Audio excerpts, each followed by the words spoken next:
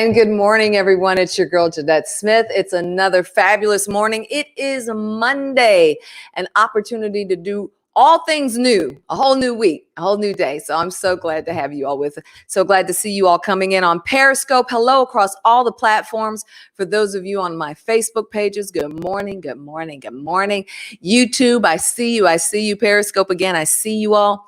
Make sure that you type in the comment section so that I can see you, and make sure that I get your comments into the stream, into the program. That's what makes this such a living, breathing kind of thing. We are able to converse with each other. You add such flavor and texture to the dynamic. So glad to have you all with this morning.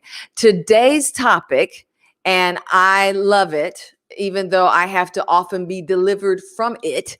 We're talking about busyness and trying to make sure that we, as we go through our day to day, are balancing being boss babes. And this is no slight to the guys that join us. You're always welcome to sit in. You've been an awesome, prayerful presence. So thanks to that.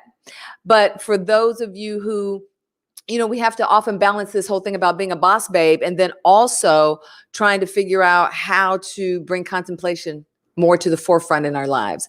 And so with all of that being said, I was looking up the stats now, just really interested on where we stand as women, because what we don't want to do is we don't want to shut down the entrepreneurial spirit. We don't want to shut down the building spirit that we have.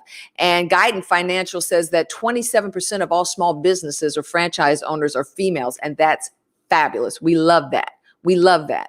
But then also when it comes to just professional management level jobs, we're at 52% of all those, according to the Center for American Progress. So when you balance all of that with at-home moms, domestic engineers, working moms, the like, we got a lot going on. We got a lot going on, y'all. And so we wanted to talk about this: to do or not to do. To do or not to do. Everything coming out of my devotional, the 21-day action journal. And it's an action journal because you don't just read a scripture and then contemplate and then sit with it and then move on. No, you sit with it, you contemplate, and then we move on to the next. For those of you who are watching and you are watching on watch parties, I'm not going to be able to see your comments. I need you to get to a page of mine or get to a page that was shared from one of my pages. That's a limitation between this software and Facebook. We'll have to, Mark Zuckerberg trying to control a few things. But if you can get to my personal page at Jeanette R. Smith, my YouTube, the Women's Release Experience, or Periscope, we can see your comments. So good to have you with, everybody. Good to have you with. So we're going to jump in, and I will introduce to you a phenomenal woman. We've been having just primo women. Hey, sweet Monique, I see you. We're having primo women on this broadcast in terms of sharing not only what I was birthed in my heart as topics, but sharing also their truths through these topics. And so with that said, I want to introduce to you someone who I came to meet through a former makeup artist. She was my makeup artist when I was at Fox. She has gone on. She's a patent holder. She is a boss babe, entrepreneur, Eva Jane Bunkley. She developed and created the makeup bullet, which is a sponge that you put on your finger. Hello to all you all. It's good to see you guys. That you put on your finger. And it's just pretty fantastic. But her journey as a patent holder is something that you're going to hear more about on Thursday. But through her, I was able to meet several women, and my guest today, Kearn Cherry, is one of them. I met her as the founder of Success Women's Conference. It's one of the largest of its kind in the Southeast, but you all will come to understand and hear more from her as a speaker, a coach, an entrepreneur, an author, a collaborator, and just a woman who has a heart to build women. And I think that's the thing that I have come to respect about her as I get to know her more and more. She is a builder of women.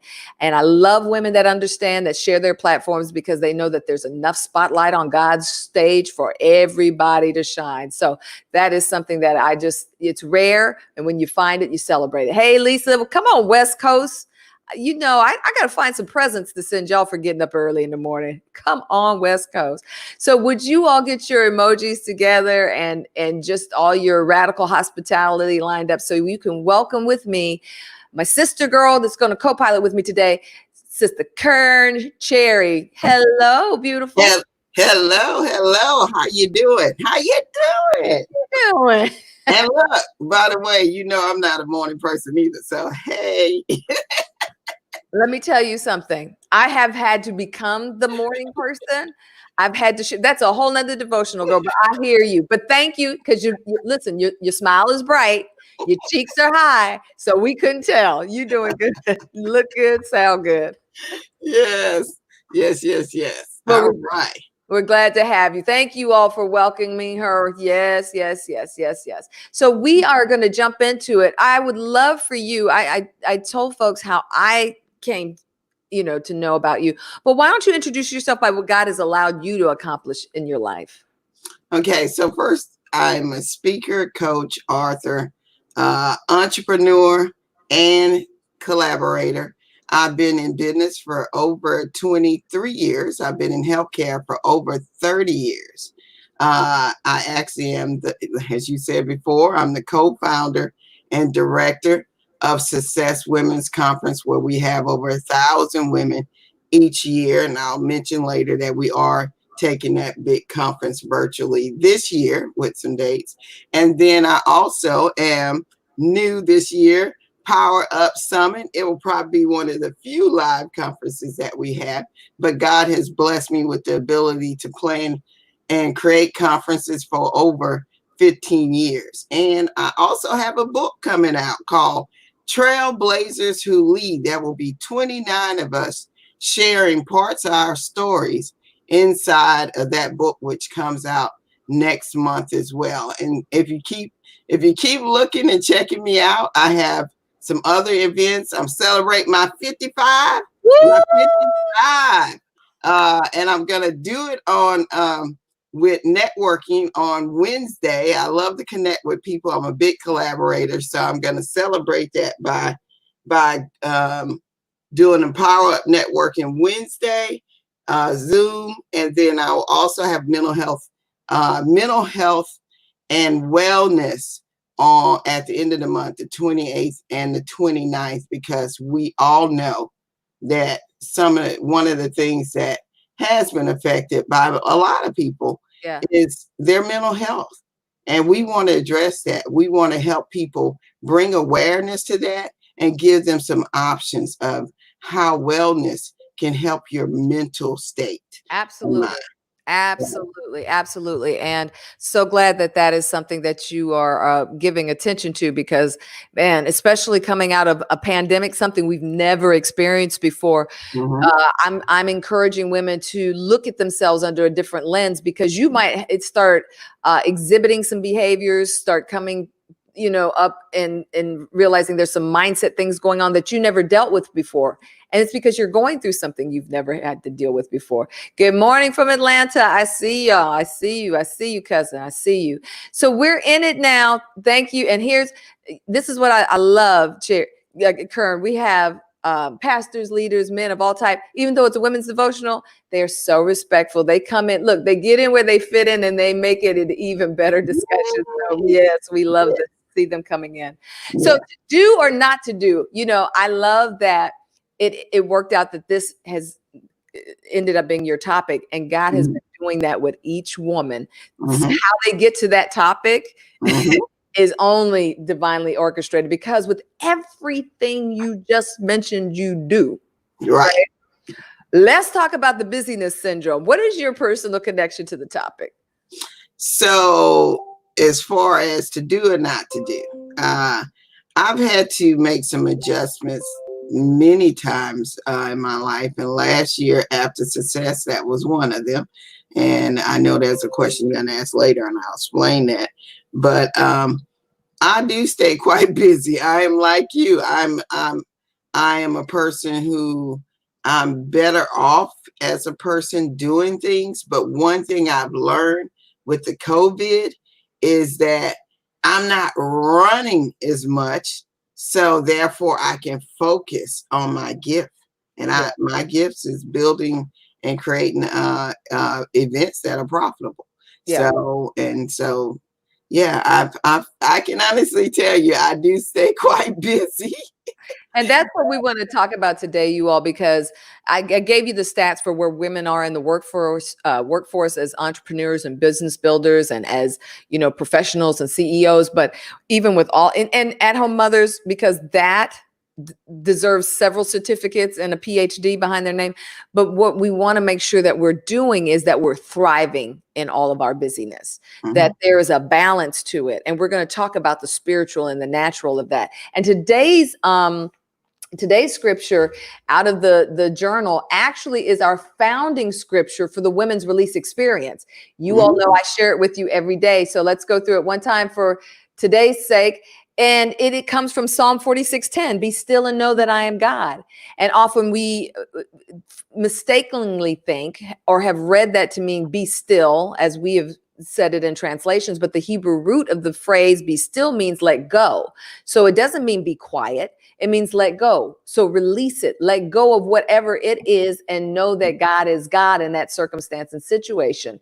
And when we think about what does it actually mean to let go, which I think is taking on a different connotation with every topic we go through. What does it mean to release? What does it mean to let go?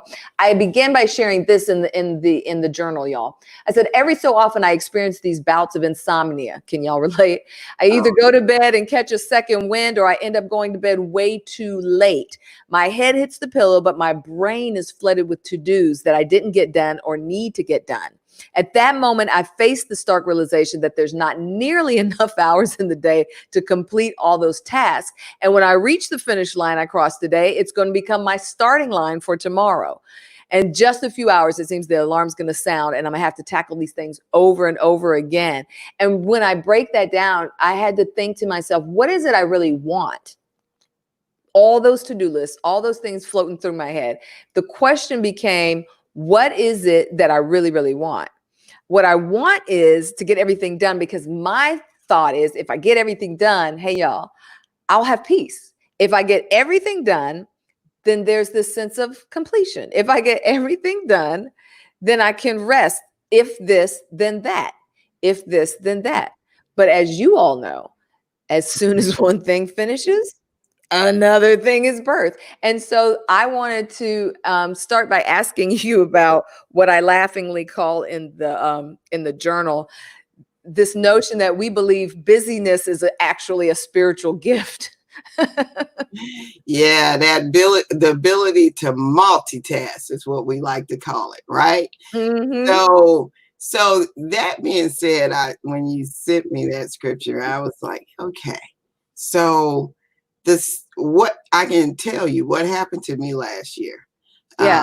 After success, and success grew really big. We moved to the biggest facility on the Gulf Coast, women coming from 25 states. And so last year I spent 12 to 16-hour days on success. Yeah. So, and I actually have another company called PRN Home Care, right? And so after the conference, God really showed me to be still. I mean, I can honestly say that I have a notebook, which I actually have sitting right here. And after that conference, I even talked to my partners because I wanted them to know that I was not doing things purposely against them, as far as like, I'm going to focus on me now. And so that's what God put in my heart. You need to focus on your stuff. You're giving all to everybody else, right? But you're not, building and creating your own. Thus, you're not being profitable like you should. When you do things, God wants you to be a testimony of his gifts and his works. And you can't do that if you're doing busyness and it's for everybody else. And then your stuff, the things that you have, that he's given you the talents to do, you're not doing. So he made me focus and focus. Yes, I'm still busy, but I'm focusing on Kearn Cherry, right? Yeah. what Kearn Cherry was given the gifts to do. I love that. And, you know, you set up the next point I want to get to so plainly is about these two dimensions, because you are a woman entrepreneur who builds events and businesses. And Mhm. so you don't want to sacrifice what God has given you, and that because your events are touching women's lives. Your events Mhm. are, you know, impacting women. So it's, you know, how do you do that? I want to lift up out of Luke, because it often sets up the scenario of the lens of looking at it through Martha and Mary, right? And so as Jesus and his disciples were on his way, they came to a village where a woman named Martha opened her home to him. She had a sister called Mary who sat at the Lord's feet listening to what he said, but Martha was distracted by all the preparations that had to be made. And she came to him and asked him, Lord, don't you care that my sisters left me to do all my work by myself? Can't you just hear, don't you care? I'm up here working and she's sitting at your feet, you know? And he says, Martha, Martha, you are worried and upset about many things. You are worried and upset about many things, but few things are needed, or indeed only one. Mary has chosen what is better, and it will not be taken away from her. So I just want to kind of unpack that with you a little bit, Kearn, because Mhm. I think in there is the release that we'll get. Evangelist, good morning. Good to see you. That we will need as women to help balance the I want to be a boss babe. I'm a boss babe, called by God to be one, right? And this busyness thing, this two lenses. We always have to look at ourselves in the spirit and in the natural, right? Mhm. And so because I've got my Bible scholars on here and pastors and leaders, y'all forgive me as I speak to them for 2-3 seconds. Okay. If we're going to look at this from a allegorical exegesis standpoint, where we're looking at the story, it has little nuggets of symbols in it, and we want to pull those lessons out to see what they mean to us. Let's compare and contrast what he's saying about Martha and Mary. If Martha represents service, that's our doing things for God. That's our doing things for other people, the doing. We have to balance it with the Mary side, which is the contemplation, the focus on God, the focus on the truths of God. And when you look at it in that comparison, it's the doing and the contemplating, the work and the contemplation. And both of them, what God is saying, both of them are essential. Because if you're just doing without having sat at my feet and contemplated, is this what God wants me to do? Should I be doing all this? Should I be doing it like this? Because you could be doing the right thing, doing it the wrong way. Contemplation helps you figure out the doing. Then the doing drives you back to sit at his feet to figure out more about that. Kearn? So, you know, it made me think of the scripture, faith without works. I mean, so he does what, first of all, God wants all your time. So let's just get that straight, Let's right get it down to the straight. point, right? But he wants you to bring in people, our job and task, as he says, and I'm not a scripture scholar, but I do know the word. There's And a so word. he talks about go door to door, you Yeah. know, to talk to his people. And that doesn't always mean in the literal term. It could be at a conference like Success. At Success, we saw 1 year, and literally we saw in 2017. And I often tell this story because it was just, it magnified in my head when Cheryl Wood came as our keynote. Yeah. I told my partner, I said, I didn't know we had that many Christian women in Wow. the group. Yeah. And it just came alive. So he wants in everything you do, in all your works, that you are touching his people and bringing more people to him. You know, now we don't preach at Success. Right. Right. You know, we do have evangelists and women of God that are bringing the prayer and stuff like that. So I want to make sure that we understand that God wants you to create testimonies, to give those testimonies and share those testimonies with others, you know, and he wants you to believe enough, stop talking faith and walk in faith by doing the works that he's allowed you to do, that he's given you the talents to do. And sometimes we get caught up into fear, which is what COVID has brought to surface. And some of us Christians have found out just really how much faith do you have. Right. So you're being challenged, you're being tested. So we're given that gift to, we're given this time to do that. And so, but that's, for me, that was the first thing I thought of. Walk in your faith, work in your faith, right? Yeah. And let them know that, and then God will shine from you. Absolutely, because what you're saying is be the testimony, walk it out. You don't have to beat people over the head with Bible. You know, it's funny, Kearn, because I've shared sort of transparently pieces of this journey on here, but having come out of news, you're not going to be speaking faith from the news desk, right? You're not, I mean, you can speak faith in a way that's kind of downplayed and covered, but you're not going to be just pronouncing God's word. But what I had to learn was I was not failing God by walking within the vehicle given as I can, meaning my light shining as it can. So when I started doing this devotional, it was funny. People were like, they were thrown off. People are thrown off to find out that I've been on a ministerial track, and, you know, COVID has thrown this whole thing, you know, aside, but I'm up to get my ordination, my first ordination this year. So people are like, what? I see you do the midweek jam, which is our Wednesday night old school party. You know what I'm saying? With motivation and doing all this, and you do what? So I had to step back and go, well, you know, is this confusing to people? Is this I've had people tell me you're going to throw people off. You know, those things can't kind of coexist. You know, I've had all of that. And so what I've learned on this journey is the very thing he said, sit at my feet, do the good and needful thing that can't be taken away from you, which is hear my voice.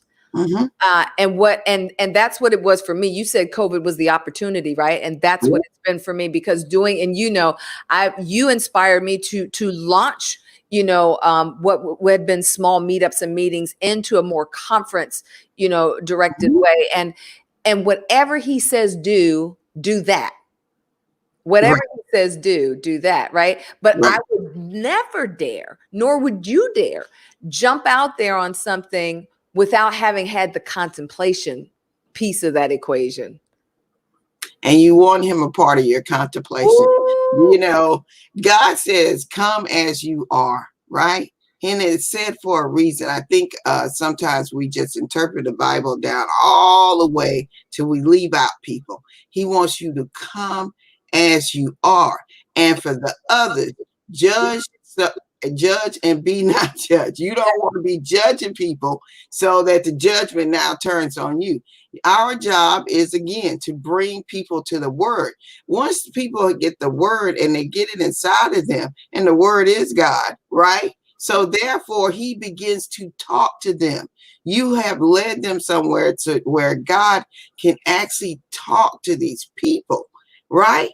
So that is our job. So you can't be like, oh, she does this, that, and this, so therefore you can't do this, that, and this. Well, you don't know what God has down the road for her. Yeah. He might have planned from the beginning. You're going to be a journalist. You're going to be the face out in the community. But when I tap into your heart and say, it is now time for you to serve me full time, my dear, okay, you're already known as a face in the community, and now you're working full time for him. God got a plan. You don't know what his plan is, right?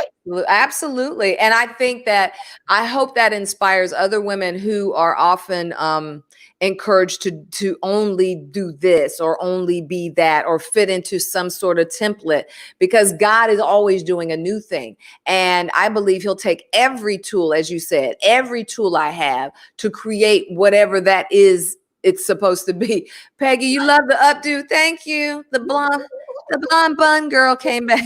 She was working. So I said, sis, as long as you working, we gonna work with you. No one puts baby in the corner. That's right.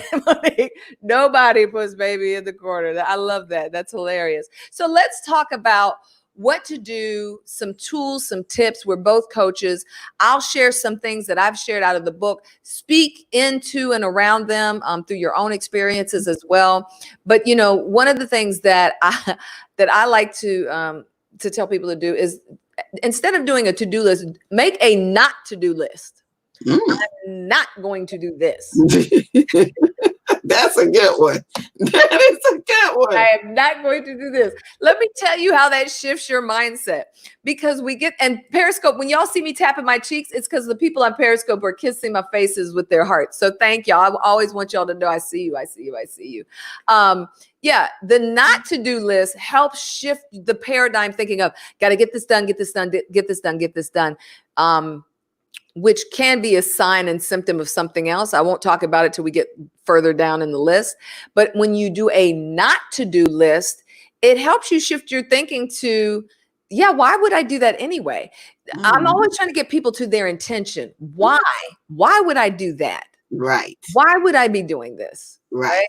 So you have to try and tell me what you think, Kearn, about your not to do list. I'm going to tell you something. Remember, I told you God set me down right after success. And that was part of it. I never thought of it as making it as a not to. That's what he was saying. Right. But I've learned that you have to decide. Basically, God's already telling you anyway. You need to stop doing this. You know, I am a giver. So I'm just going to, my husband and I both are givers. We just give. You know, even my kids are like, wait a minute, you gonna have things for the end, right, Mom? Dad, right. So I've had to start to make some adjustments and literally like push it in my mind. And sometimes I'm praying on it. God, is this something I need to do or shouldn't I?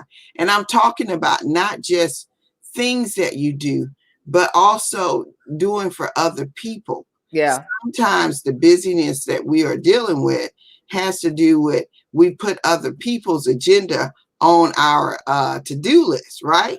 You know, it's what they really want you to do because they need to gain from you.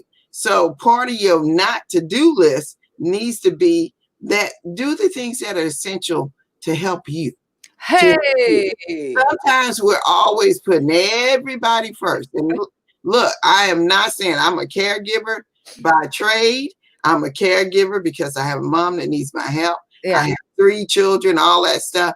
I am not saying don't take care of your loved ones. Right. But I am saying get some priorities. Yeah. And your friends and your partners and all these people that want more from you than you should be giving. You have to say, you know what? I'm going to step back and I'm going to do me. And I'm going to do me. And if they're good and they're real friends, partners, and my family, they'll understand this is in the best interest of me. Absolutely. That not to do this. That you led right into number 2. So I went ahead and put it up because what you're talking about is having healthy boundaries. So when you figure out the not to do, you know, you do have to kind of do the excavating and ask yourself, okay, why do I feel like this is what something I don't need to do?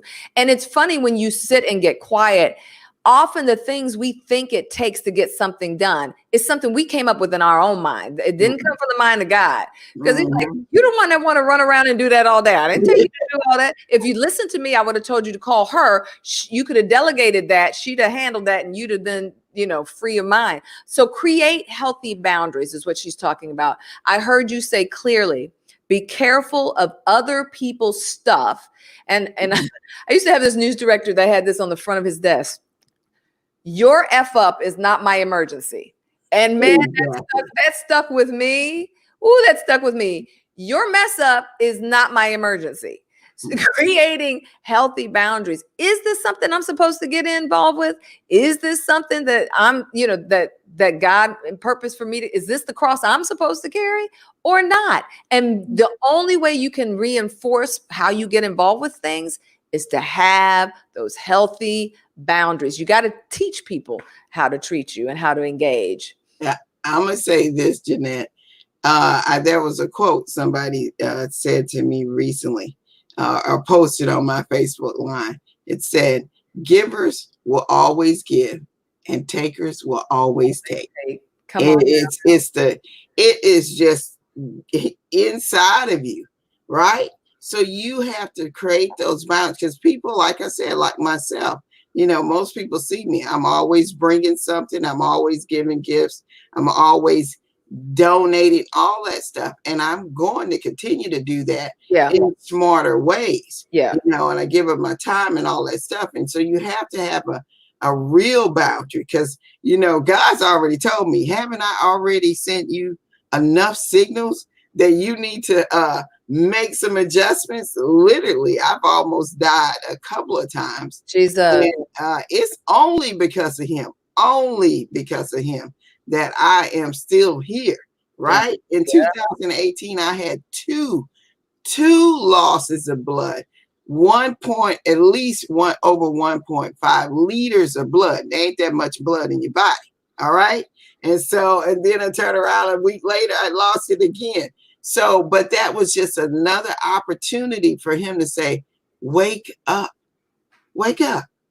I'm talking, and I knew it was God. I knew it was God, because when I prayed and I got people to come in and do corporate prayer, especially on that second loss, Yeah. he showed himself. He literally showed me several times in that process. I am sending you these people. I am saving your life. Yeah. Nobody else, not these doctors. I'm giving these doctors the ability to save your life right now. Yeah. And that just told me he has a purpose for me. He has a purpose for all of us. That's if right. we walk in it and if we listen. Yeah. And that's the thing. You want your kids ask you, are you going to have enough at the end? I think that's the question we need to ask ourselves is, God has given us a specific assignment. Are we going to have enough for the assignment? Or are we chasing our tails? I call it, throwing punches at pinatas. Like we're just spinning around trying to hit the thing that we think is going to crack open and be the thing. And God's saying, if you just sit still, I'll tell you what to do and what to go after. I think these next few are kind of self-explanatory. So I'm just going to kind of go through them quickly. We've talked about monitoring your TV watching for a couple of reasons. I did news for over 27 years. I don't watch it every day, all the time. Right. But then getting sucked into just the escapism of watching TV, even that is, we can trick ourselves into thinking that that's self-care and that's contemplation. Sometimes it can be, but if it just becomes your go-to exit door for escapism, you're not really spending time with God. You're not really spending time with yourself. You're not really realigning mind, body, and spirit. You're just kind of zoning out. So you want to be careful on that. Unplugging one day a week is so tough. I get it. Ooh, I get it. But if God can take a day off from creating all of creation, certainly the world won't fall apart and spin off its axis if we unplug just one day a week. That's why he put it in the Bible, so that you would know that you should take off at least one day a week. We as human beings we just keep doing The most. Especially women. Hey, hats off to the women, because hey, as they say, who runs the world? Hey, girl, that's right. We rule the world. But we run ourselves in the ground. So I'm saying, hey, ladies, take care of yourself. Resting. I'm telling you, that was part of me going through some things. Like I said, I've almost, been in a situation where I'm gone a few times now. And actually in 2019, I had blood clots in both of my lungs, and now I deal with pulmonary hypertension. And what it forces me to do is to start cutting down my days, right? Yeah. That I'm actually out networking. I used to be all over. The people would say, I see you at every event.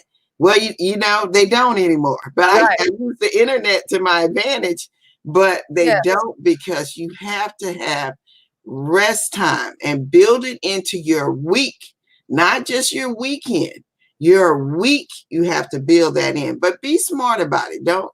I always tell people, you're saying, all right, you're resting, you're not attending things, but then you're saying, why am I not getting this, that, and this? Now you got to have a balance, right? You Right. got to figure it out. You do have to be willing to pour enough in so that you have those days of rest and they mean something to you at the same time you're accomplishing your goals. Absolutely, absolutely. And I want to, we mentioned it a little bit off the top, but just before we go to the next step, I want to remind women that um, look at things from a macro level too. I shared yesterday that I took one hit in 2011, like 9/11 happened. 2 years later, my dad died. 2 years after that, I had to get hysterectomy. 2 years after that, I was downsized. And I didn't put together the big picture impact Mhm. because it was just happening every 2 years.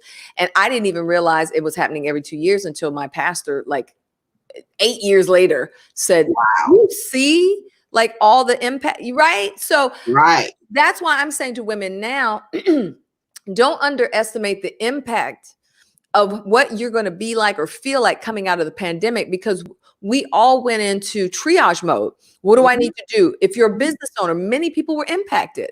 Um, Mhm. if your job, some people on hold, some people don't have a job right now. Everybody, as the economy wakes back up and things start opening up, we'll figure it out. But understand you have taken a hit. It's not to say you can't recover. It's just to say to recognize you have, so that you deal with whatever the residual stuff is out of that. You're going to need a mental break. You've been operating great. You're functioning. You're walking around. You seem to be thinking clearly because you're in fight or flight mode, and God has graced you to be able to handle what you're handling. On the other side, just check in, unplug, make sure that you're checking on your health. We should be going back to the doctor when we can go back to the doctor and we feel safe about going back to the doctor, Right. and get a checkup. How is your blood pressure? Right. How are the other systems of your body doing? Mhm. Those things are going to be really, really, really important. Now, here's an area I think that many women can have a little bit of a challenge with. You tell me, Karen. I know Yeah. I had to be. I know I had to be. I'm a recovered person who is now able to outsource and delegate. But that whole thing, I got to put my hands on it. How do we get Yeah. out of that? OMG. Okay. I was just talking about this the other day because I hired a virtual assistant, and of course it takes people time to learn you. But Yeah. you know us multitaskers, we're not Woo. willing to wait. We're like, okay, she's not doing it. Let me go ahead Let me and do it myself. wait. Why? What was that saying? Our mothers told us, if you want something done right, you gotta do Do it yourself. Correct. And it's instilled in us. it. I mean, it's just let's face reality. It really is instilled in women in particular. Now there are groups of pockets of women that are dominators, dominant personality, and some of them are really good at mastering delegation. And I always say sometimes they go too far Yeah. with delegating as well, because you remember delegating is to be used to your advantage, but it also has to be in moderation. So sometimes you can get that pushy, always wanting people to do for you as well. So women have to be careful because it doesn't come off the same when a man does it, but it does. But with women, we can be seen as that person over there, Right. or we can be seen as the person who's overworked and about to go to the hospital, Right. right? So you have to find that midline. And it may take you a little bit to get there, but you definitely want to learn to delegate. So it's really been a struggle for me because I am used to doing a lot of things. But one thing I do well, if it's not my gift, I'm not even going to try. I'm really that kind of person. Like somebody says graphics, I'm not going to try to learn that. No, I'm going to try to find that person that I can pay to do it, because you know what? That is truly their gift. So that is something we need. Look, again, I want to make sure people understand COVID needs to be flipped on its head, Yeah. right? We need to see this as God given time to learn our strengths, to learn our weakness, and use them. Don't sit at home with your hands under your legs or your hips, thinking, oh, woe is me. This is the time to figure out, what are those talents that I have not tapped into? If you're not an entrepreneur, you're a corporate people. Let me just say this for you out loud. So if you're thinking in your head, know this. There are going to be many people that are not going to go back to work. Yeah. You need to start looking at opportunities to create multiple streams of income, blah, blah, blah, all that stuff. And I'm saying this because, first off, this delegating and outsourcing, this is how you start to collaborate with other people so that you can actually create another stream of income. And what I mean by that, say you want to do a magazine, or say you want to do a book, or whatever. You don't have to actually do the whole process. Right. Hire somebody, pay them to do the process while you oversee it. There's just things you can do. And I think people forget about that. So I really want to say that out loud. Absolutely. And not only, I think that it was two things I wanted to share on that point was, the struggle for me in that area was because God gifted me the ability to do several things well. Because I came out of a visual medium to edit, to write, to produce, to graphics, and then you can do it, but should you do it? It became the question. And I'll never forget sitting in my office when I was working at World Changers Church International in Atlanta, and God showed me this kind of like a little movie of an outline, like a chalk outline of me on the ground, and people just walking over it with their little attaché cases and stuff. Hello. And he was like, you can keep doing this, but this is going to keep going on. Like, if you're here or not, they're going to figure out a way to make it happen anyway. So you want to be here or not be here. And I was like, oop, nope, I got the lesson. Thank you. don't need a second one on that. 6 is clear your space. And from a mindset standpoint in positive psychology, we just know that what's reflected outwardly has impact on what's reflected inwardly.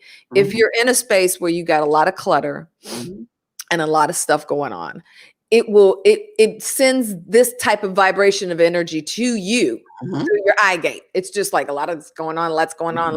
You don't even understand or think that has impact on you because it's become normal. It's just what you're used to seeing.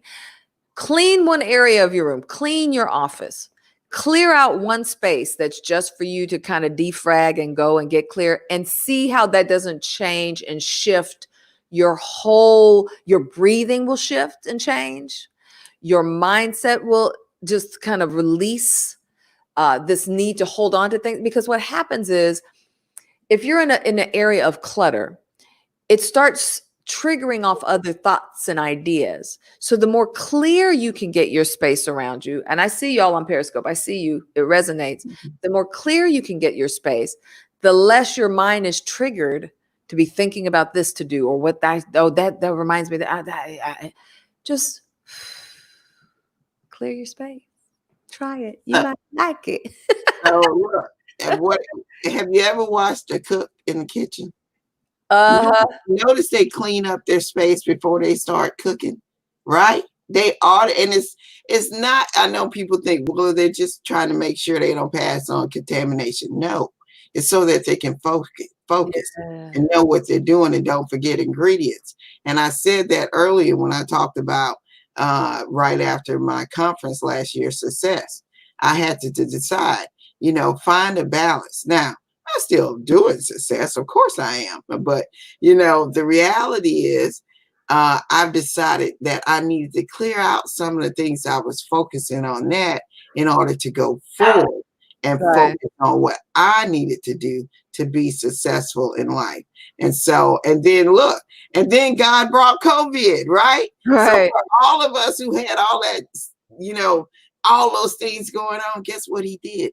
He cleared our space. Gave you a master pause button. Yep. If you had that business inside of you and you've been saying for 10 years, telling your pastor, I'm going to be doing this and I'm going to be doing that, and you've been talking all that, well, guess what? You got time. So now you can make it happen. That- Stop talking and start walking in That's faith and make it happen. Make it happen. That's the one thing. We tend to focus on what we've lost or what we're losing in a situation versus focusing on, what the opportunities are. And if you all who follow me haven't seen the Greg Centineo interview I did on Life Unscripted, Greg Centineo made $122 million in the last recession. He is a master brand architect of finding opportunities and disruption. And go back and watch that interview because it will inspire you as an entrepreneur to get out and make things happen in this climate. Automate. I think that kind of goes back to what we were talking about, outsourcing and delegating. If there are things that you can just have on schedule that you can manage, oversee, as Kearn said, and you don't have to get into the sticks of it every day, all the time, then automate. Think before acting. This goes back for me to what we started with, which was the balance of action with contemplation. Don't jump out there. I would imagine, how many years have you been doing the Success Women's? So success, I've been doing, this is our 6th year. 6th year. I would imagine that you are even approaching that conference differently now than you did 6 years ago, because you've been able to do it, contemplate, look at it from different perspectives, what worked, what didn't work, you learn, you move to the next, right? And every year, as you said, you have this opportunity now to focus on what does this mean moving forward, as we are now like mostly online based society and maybe for at least another year or so. They're saying. So those are the things that we're talking about.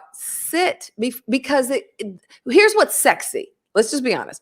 What's sexy is the doing. I get excited about an idea and I want to jump out there and I want to put my banners out and I want to throw these flyers out there and I want to be doing this and telling people I'm doing that. That's sexy because, look, I'm doing. Did you stop and figure out how the doing was supposed to take place? Even who you're supposed to be doing it with. Right. You have to do that. And I want to make a comment too on the automate as well. The automate, I want to tell you that God has set us up to make money while we're sleeping. Okay. So coaches, make sure if you're already doing your coaching program, learn the automation process because that's money while you're sleeping. I'm in the home care business 24/7 and I have people that work for me. That's automated. So you're meant to do this. You're meant to do that. And as far as thinking things through, you have to create a plan.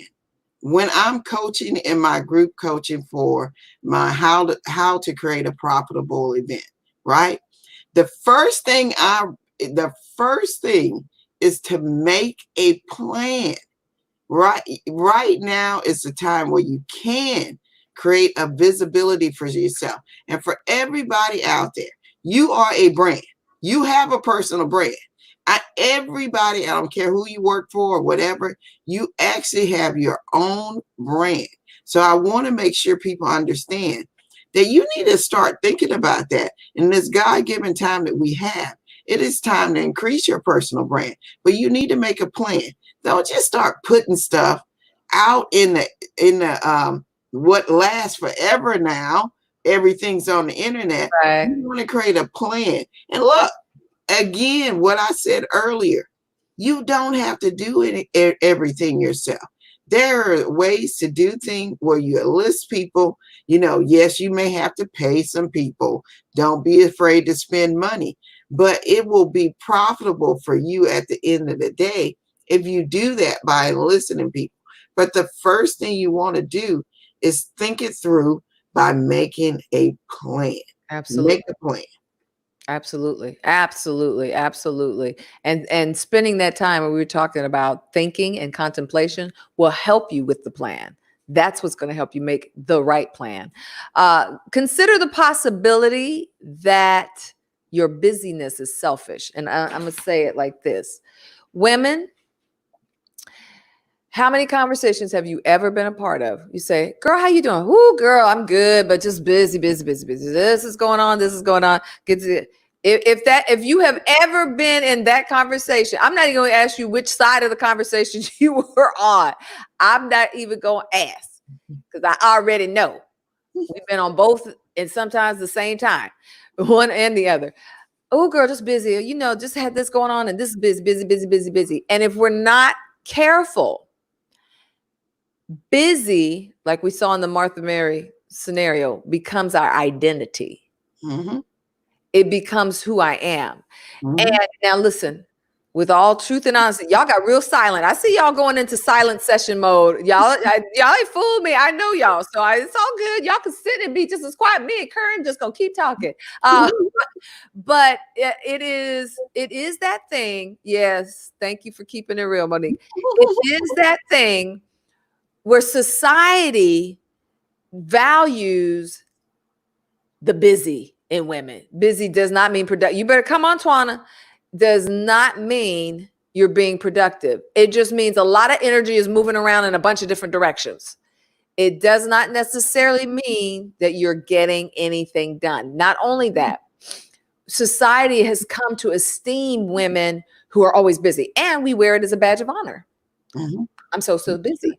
I'm a multitasker. I'm doing this, I'm doing that, I'm doing this, I'm doing that, I'm doing this, I'm doing that. Right? And that becomes our badge of honor. So we have to sit in that time of contemplation, right, Kearn, that we're talking about. That's correct. And ask yourself, what is this persona of busy? Like, what does this mean about me? Who would I be if I didn't always rep myself as or present as busy, busy, busy? So to me, I don't know about most women or men, but I do know for me, even when I'm sitting here, I want to be distracted doing something, and it helps for whatever reason. It allows me to focus. I literally find myself doing things so that I can actually focus on what I'm doing right now. Everybody's physiological makeup can be different too. Yeah, right. So that is true.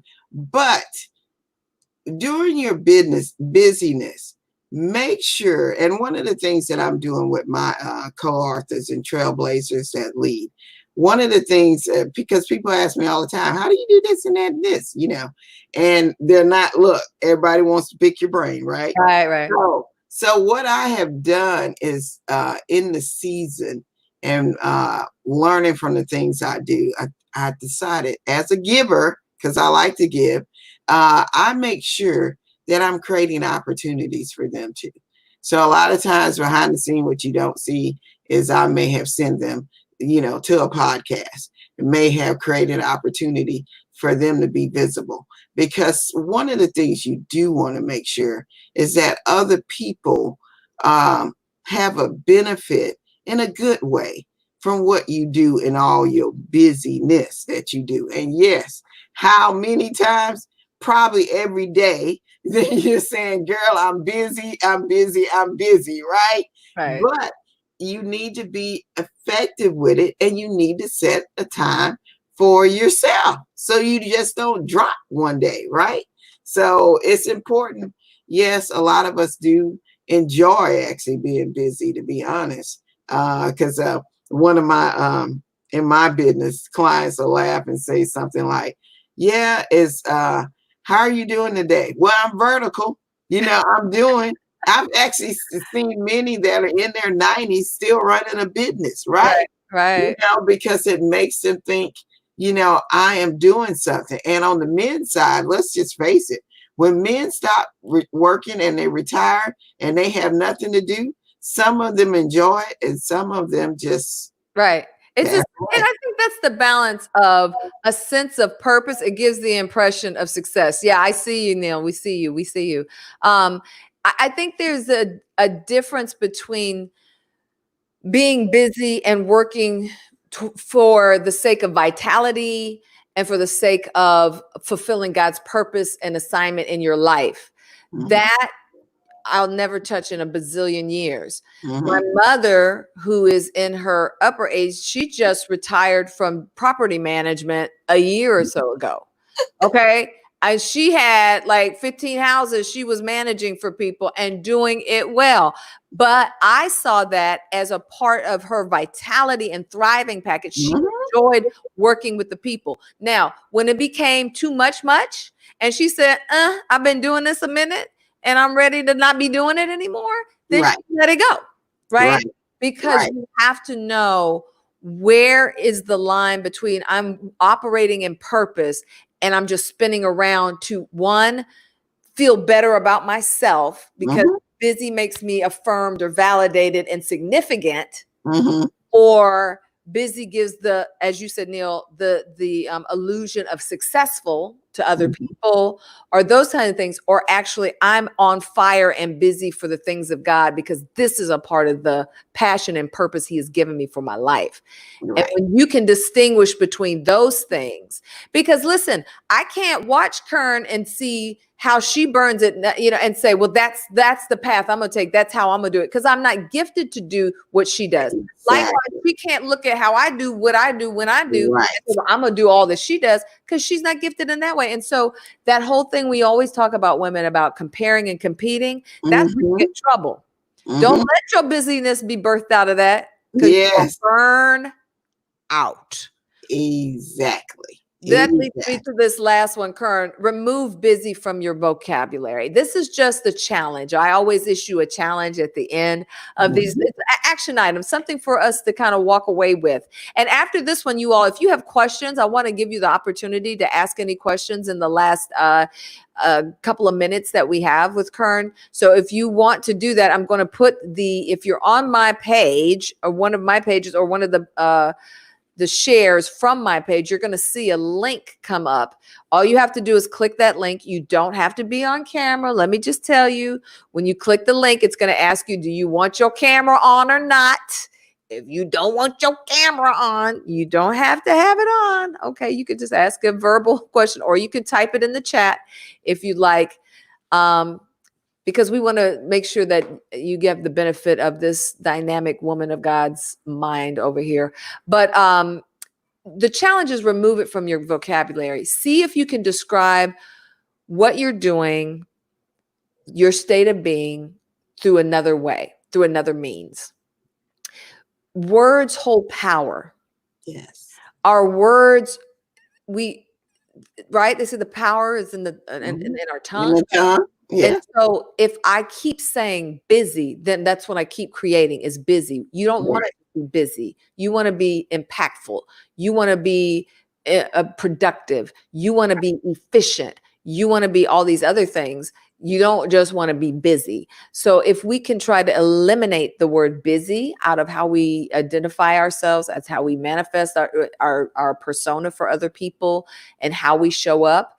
And listen, I'm not saying like, oh, I've got this mastered and this is what I'm talking about. We had a conversation last week and we were talking about, girl, I'm busy. Yeah, girl, I know you busy. I'm busy too. So listen, this is not like something that you get it and then you move on. This is something you kind of have to check yourself on regularly to see, am I just busy? This just happens to be a time of busyness, or am I personifying busy? Has that become who I am, what I am, and how I am?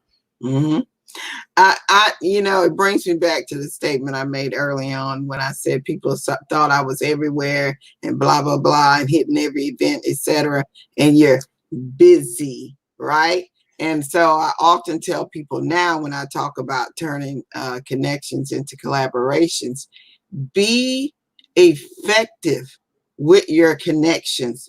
Your purpose in connecting is to build a relationship. Right. You don't want to just walk into something and connect with everybody. You met everybody, but you don't know anybody, right? So you want to be effective. So start doing things to where you're effective in what you're doing. I'm creating something, you can definitely use different words and say, instead of saying I'm busy, because how many people are busy and broke? All right. Yellow. Busy and broke shouldn't even be in the same category, but often it is. Yeah. So true. So true. Anybody have a question that they want to pose to Kearn before we get up out of here? You all have been a little quiet on this one, but I always know that when you're a little quiet, that means you're thinking. We got thinkers in the empowerment tribe. And I like that because what it does is it gives you a place and a jumping off point for you to do some assessment. And that's how we grow. Monique asks, Kearn, are there any simple tips on expanding your network? So I'm going to tell you what, God gives us two things. He gives us 2 ears and 1 mouth. The first thing you want to do when you're networking is go into it with a plan to listen, right? Make sure that you have a list of people, 3 to 5 people that you want to meet. And you can do that by going to their event page and studying who's attending. You want to make sure that you come ready. Please never show up without a business card. Those will never die. And it needs to be a good business card with email, your face, your phone number, so that they can be able to reach out to you. And go into that networking, any kind of connecting event with a plan to build a relationship. Give first, give a referral, give some kind of way for them to connect, give them something, focus on them. George Frazier said this well the other day. When he goes into meeting somebody, he gives 10 minutes. 1 minute he talks, the other 9 minutes he is focused on them. That's how you build relationships and effective networking. Effective connection. It's going to expand your network. And by the way, go online and join some of those women groups that are out there. Yes. A lot of women groups that you can connect to as well. So that's just a quick version of what you can do to expand your network. That's great. Build relationships and build collaboration. Relationships lead to collaboration. Thus is the reason why we have Success Women Conference. We have never our first conference, we had over 540 women. There you go. There you go. And top quality speakers and keynote speakers as well. That is what is up. Thanks. She says, thank you. And I see the hearts. I see y'all over here on Periscope. Thank you. Thank you. Thank you. Thank you.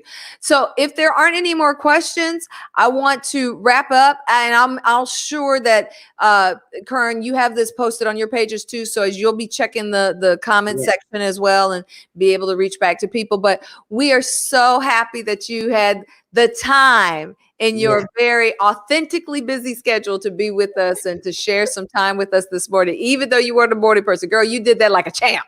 You did that like a champ. I love connecting. So it don't matter what time of the day for connecting, I will be on. I got you. Got you. So I'm looking forward to more authentic and meaningful connections between the two of us as well. Thank you so much for your time. Wait in the green room for me if you don't mind. If you have to pop off, I'll talk to you later. Yeah, I'll be here. Okay, and so I'll wrap up with my folks. Thank you so much. This has been an awesome discussion. I hope you all, there was so many gems in so many different directions. I hope that you got out of this. And for those of you who are interested in connecting, I gave you her website and her information. So make sure you definitely check her out. Follow her on social media. That is the easy way to start expanding your network, because you're able to get in and see what they're doing and what they're up to. And where your like-mindedness connects in those things, right?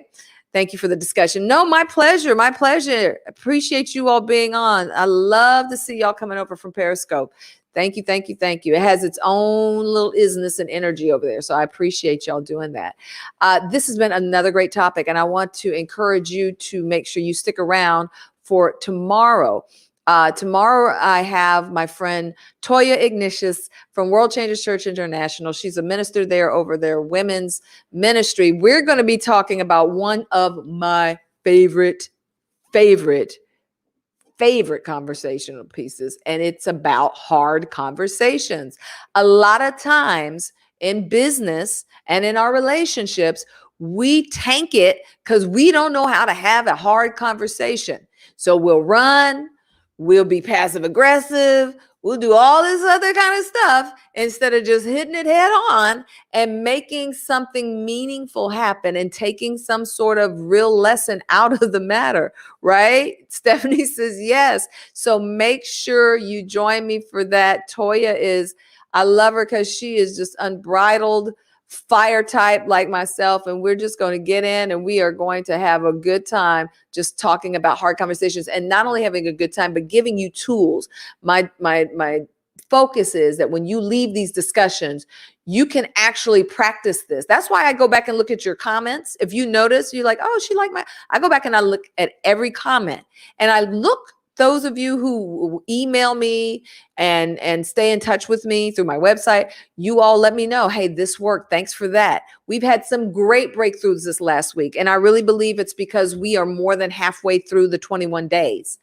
I can't wait to see what you all are telling me is happening when we get to day 21. I expect yokes to be destroyed and burdens removed. I expect to see breakthrough in every area of your life. I expect to see businesses booming. I expect, as Kearn said, for businesses to be developing. I expect that your relationships are going to be thriving. I expect that you're going to be whole, mind, body, and spirit. Those are the things I'm expecting, because when we're faithful to get into this word and look at these different areas, you can't help but grow. Are you kidding me? We spent all this time together in the mornings for 21 days together and you didn't grow? I don't know what I'm going to do with y'all. It can't happen. There's not a way. There's not one way. There's something in you that's going to give birth to something else greater. You're going to grow. For those of you not connected to me, make sure you text the word release to 22999. Join my tribe. It'll let you know about the empowerment pop-ups that we do. Sometimes it'll be just like, you know what? I feel like there's a lot going on right now. We're going to do prayer. We're going to get together and do this, or we're going to get together and do a social, or we're going to get together and do this. You won't know about it if you don't join the tribe. So make sure you type the word release to 22999. You're right, Neil. It's going to be a good time. I love you all so much. I hope that you're going to have an awesome day. Purpose it to be so, and it will be so.